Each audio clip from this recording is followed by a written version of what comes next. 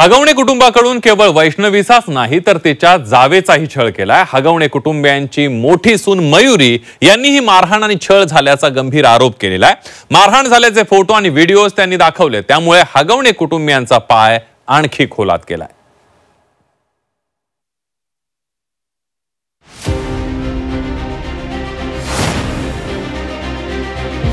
वैष्णवीच्या आधी मयुरी हगवणेचाही छळ।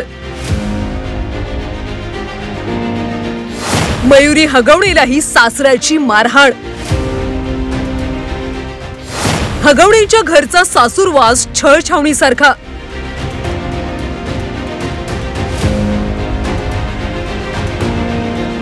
राजेंद्र हगवणे यांचं घर म्हणजे सुनांसाठी सासूरवास नव्हे तर नरकवास होता।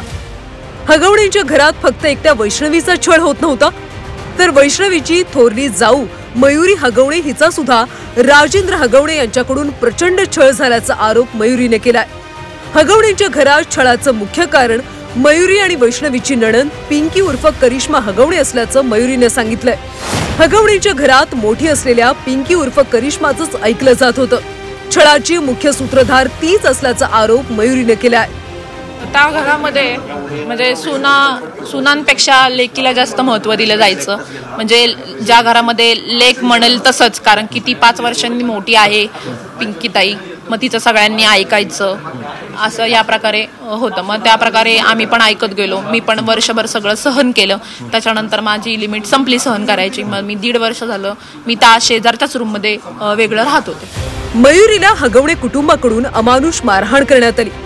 मारहाणीच्या अनेक खुणा आजही मयुरीच्या अंगावर आहेत। मारहाण झाली त्यावेळी तिच्या चेहऱ्यावरच्या खुणा आणि फुटलेले ओठ अमानुषपणा सांगण्यासाठी पुरेसे।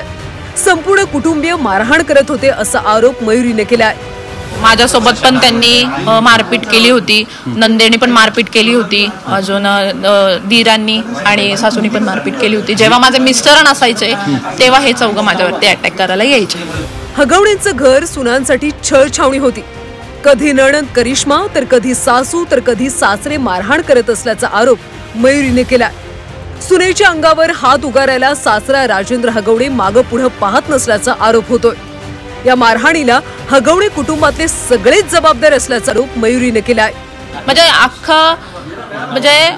सासू सासऱ्यांनी जर सांगितलं असतं की तुम्ही लोकांच्या लेकीला एवढा त्रास देऊ नका, त्रास हे नसतं झालं ना, मग ते पण दोषी झालेच ना त्याच्यात। करिश्मा उर्फ पिंकी हगवणे तर मयुरीवर नवऱ्याला सोडण्यासाठी दबाव टाकत होती। मयुरी सोडून गेल्यास दुसऱ्या घराण्यातल्या तरुणींची लग्न लावून देण्याची तयारी सुद्धा त्यांनी दाखवली होती। तू निघून जा, तू चालती हो आणि तू म्हणजे त्याला सोडून दे, आम्ही त्याचं खूप दुसरं मोठं लग्न लावू, चांगल्या घरातली पोरगी बघू। म्हणजे इव्हन राजकीय जे घराण्यातले आहेत त्यांची पण तिने म्हणजे नंदिनी माझ्या नावं घेतलेली आहे। ह्या पोरीसोबत आम्ही लग्न लावू, त्याचं आम्हाला आधी स्थळ आलं होतं, अजूनही ते लग्न करायला तयार आहेत, म्हणजे असं बोलायचे मला। वैष्णवी छळ सहन करत राहिली, मयुरीला छळ सहन झाला नाही। सुदैव म्हणजे मयुरीच्या नवऱ्यानं मयुरीला साथ दिली। सुनांसाठी कसाईखाना असलेल्या हगवणे कुटुंबाला कठोर शिक्षा व्हावी अशी मागणी आता जोर धरू लागलीय। चंद्रकांत फुंदे, झी 24 तास, पुणे।